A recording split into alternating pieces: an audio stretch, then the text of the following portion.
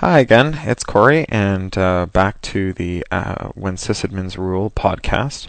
It's been an interesting week. I've been off in University of North Carolina at a copyright conference, and it was quite fruitful and interesting.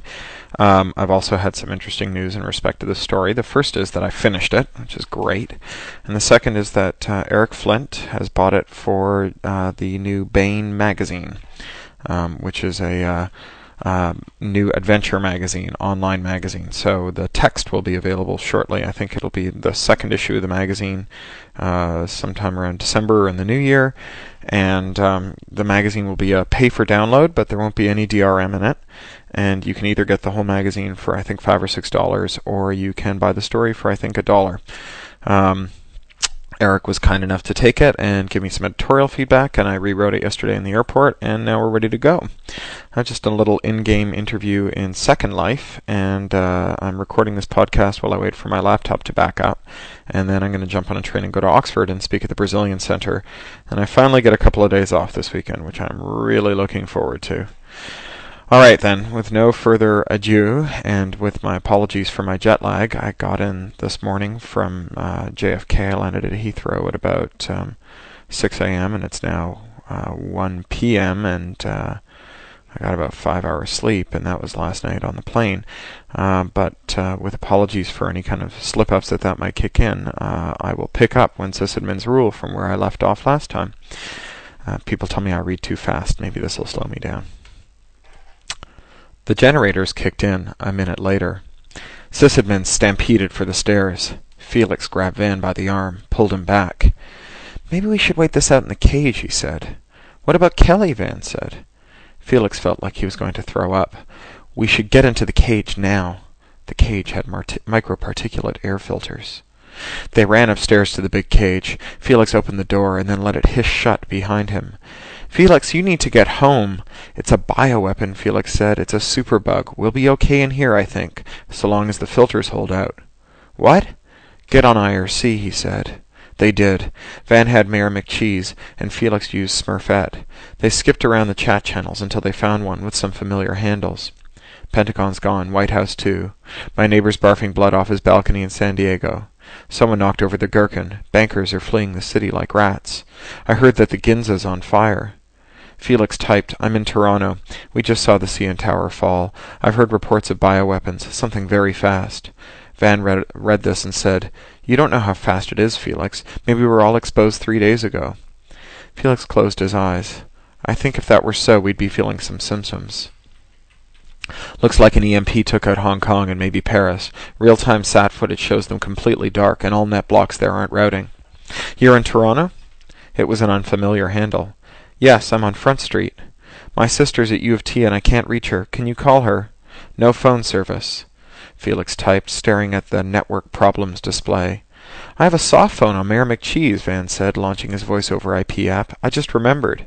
Felix took the laptop from him and punched in his home number. It rang once, and then there was a flat, blatting sound, like an ambulance siren in an Italian movie. "No phone service," Felix typed again. He looked up at Van and saw that his skinny shoulders were shaking. Van said, "Holy motherfucking shit. The world is ending." Felix prized himself off IRC an hour later. Atlanta had burned. Manhattan was hot, radioactive enough to screw up the webcams looking out over Lincoln Plaza. Everyone blamed Islam until it became clear that Mecca was a smoking pit and the Saudi royals had been hanged before their palaces. His hands were shaking, and Van was quietly weeping in the far corner of the cage. He tried calling home again, and then the police. It didn't work any better than it had the last 20 times. He SSH'd into his box downstairs and grabbed his mail. Spam, spam, spam, more spam, automated messages. There, an urgent message from the intrusion detection system in the ardent cage. He opened it and read quickly. Someone was crudely, repeatedly probing his routers. It didn't match a worm signature either. He followed the trace route and discovered that the attack had originated in the same building as him, a system in a cage 1 floor below. He had procedures for this. He port-scanned his attacker and found that port 1337 was open. 1337 was LEET, or Elite, in hacker number-letter substitution code, and that was the kind of port that a worm left open to slither in and out of. He googled known exploits that left a listener on port 1337, narrowed this down based on the fingerprinted operating system of the compromised server, and then he had it. It was an ancient worm, one that every box should have been patched against years before. No mind, he had the client for it, and he used it to create a root account for himself on the box, which he then logged into and took a look around. There was one other user logged in, Scaredy, and he checked the process monitor and saw that Scaredy had spawned all the hundreds of processes that were probing him and plenty of other boxen. He opened a chat. "Stop probing my server." He expected bluster, guilt, denial. He was surprised. "Are you in the Front Street data center?" "Yes." "Christ, I thought I was the last one alive. I'm on the 4th floor. I think there's a bioweapon attack outside. I don't want to leave the clean room." Felix whooshed out a breath. "You were probing me to get me to trace back to you?" "Yeah." "That was smart." "Clever bastard." "I'm on the 6th floor. I've got one more with me." "What do you know?" Felix pasted in the IRC log and waited while the other guy digested it. Van stood up and paced. His eyes were glazed over. "Van? Pal?" "I have to pee," he said. "No opening the door," Felix said. "I saw an empty Mountain Dew bottle in the trash there." "Right," Van said. He walked like a zombie to the trash can and pulled out the empty Magnum. He turned his back. "I'm Felix." "Will." Felix's stomach did a slow somersault as he thought about 2.0. "Felix, I think I need to go outside," Van said. He was moving toward the airlock door. Felix dropped his keyboard and struggled to his feet and ran headlong to Van, tackling him before he reached the door. "Van," he said, looking in his friend's glazed, unfocused eyes. "Look at me, Van." "I need to go," Van said. "I need to go home and feed the cats." "There's something out there, something fast-acting and lethal. Maybe it will blow away with the wind. Maybe it's already gone. But we're going to sit here until we know for sure, or until we have no choice. Sit down, Van. Sit." "I'm cold, Felix." It was freezing. Felix's arms were broken out in gooseflesh, and his feet felt like blocks of ice. "Sit against the servers by the vents. Get the exhaust heat." He found a rack and nestled up against it. "Are you there?" "Still here, sorting out some logistics." "How long until we can go out?" "I have no idea." No one typed anything for quite some time then. Felix had to use the Mountain Dew bottle twice. Then Van used it again. Van tried calling Kelly again. The Metro Police site was down.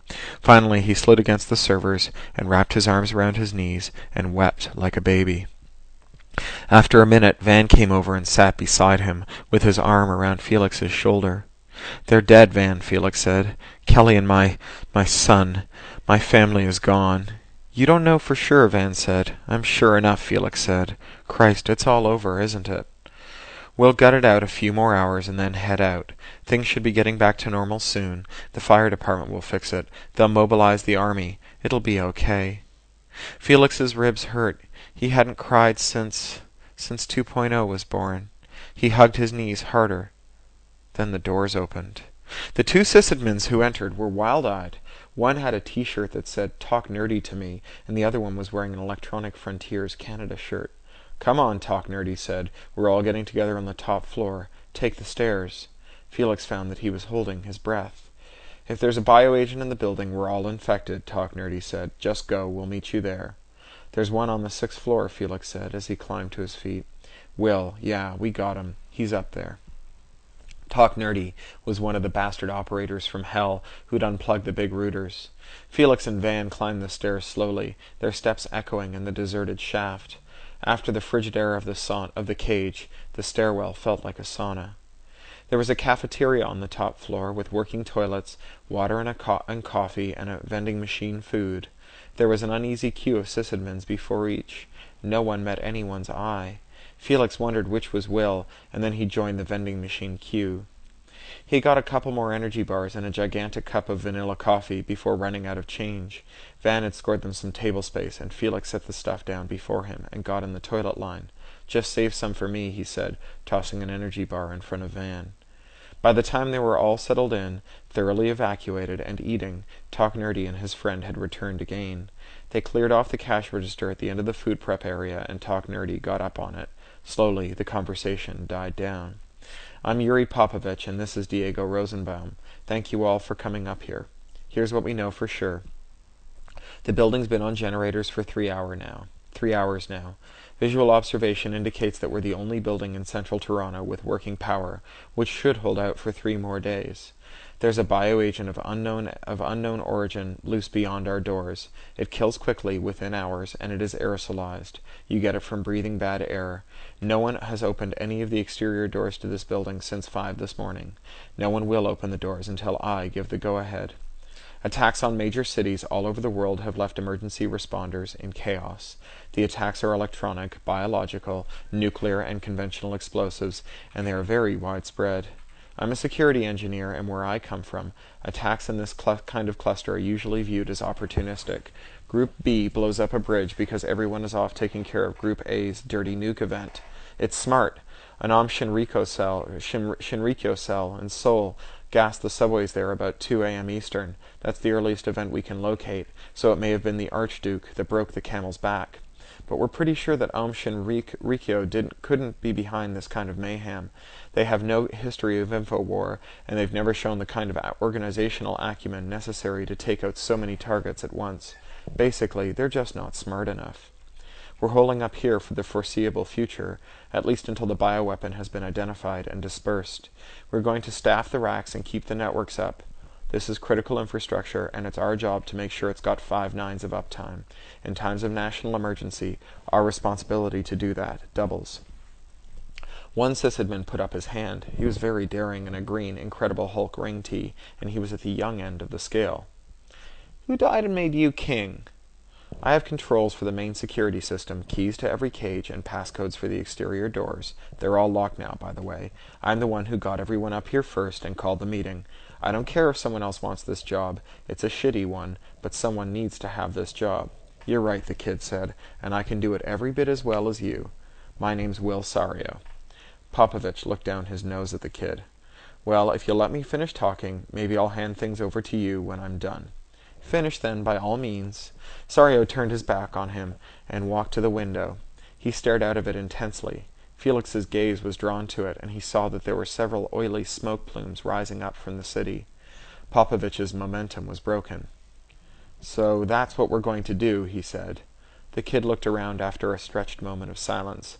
Oh, is it my turn now? There was a round of good-natured chuckling. Here's what I think. The world is going to shit. There are coordinated attacks on every critical piece of infrastructure. There's only one way those attacks could be so well coordinated, via the Internet.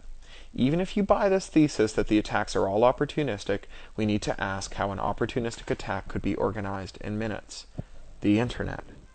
So you think we should shut down the Internet? Popovich laughed a little, but stopped when Sario said nothing. We saw an attack last night that nearly killed the Internet. A little DOS on the critical routers, a little DNS foo, and down it goes like a preacher's daughter. Cops in the military are a bunch of technophobic losers. They hardly rely on the net at all. If we take the Internet down, we'll disproportionately disadvantage the attackers while only inconveniencing the defenders. When the time comes, we can rebuild it. You're shitting me, Popovich said. His jaw literally hung open. It's logical, Sario said. Lots of people don't like coping with logic when it dictates hard decisions, but that's a problem with people, not logic. There was a buzz of conversation that quickly turned into a roar. Shut up, Popovich hollered, the conversation dim by 1 watt. Popovich yelled again, stamping his foot on the countertop. Finally, there was a semblance of order. One at a time, he said. He was flushed red, his hands in his pockets. One sysadmin was for staying, another for going. They should hide in the cages. They should inventory their supplies and appoint a quartermaster. They should go outside and find the police or volunteer at hospitals. They should appoint defenders to keep the front door secure. Felix found to his surprise that he had his hand in the air. Popovich called on him.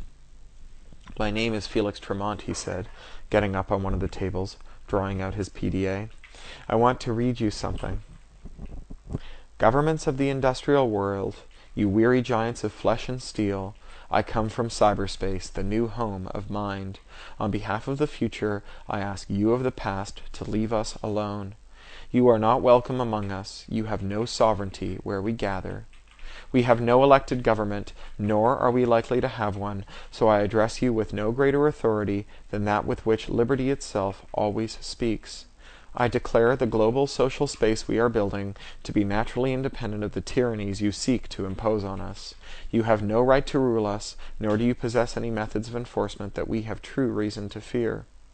Governments derive their just powers from the consent of the governed. You have neither solicited nor received ours. We did not invite you. You do not know us, nor do you know our world. Cyberspace does not lie within your borders. Do not think that you can build it as though it were a public construction project. You cannot. It is an act of nature, and it grows itself through our collective actions. That's from the Declaration of Independence of Cyberspace. It was written 12 years ago. I thought it was one of the most beautiful things I'd ever read.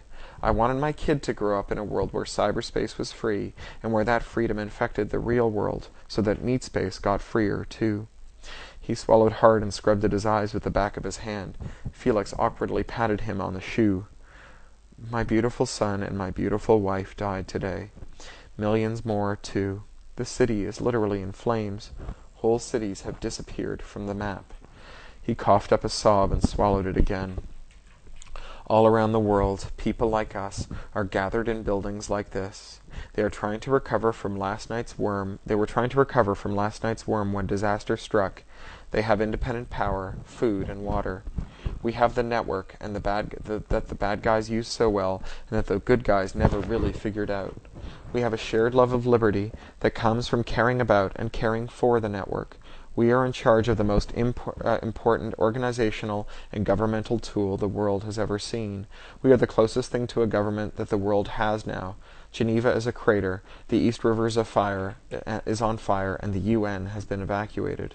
The distributed republic of cyberspace has weathered this storm basically unscathed. We are custodians of a deathless, monstrous, wonderful machine, one with the potential to rebuild a better world. I have nothing to live for but that. There were tears in Van's eyes. He wasn't the only one. They didn't applaud him, but they did one better.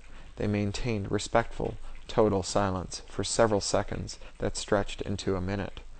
How do we do it? Popovich said, without a trace of sarcasm. Well, that's the breaking point for today. Like I said, I'm no longer reading to you from a story in progress. I'm reading to you from a story that I'm happy to report I have completed. And I will be reading more to you later. I need to go write a speech and get on a train and go to Oxford and give a speech. So have a great weekend, everyone. I'll upload this before I go and clear it the next time I get a network connection. Good night, or good day, or whatever it is. Bye.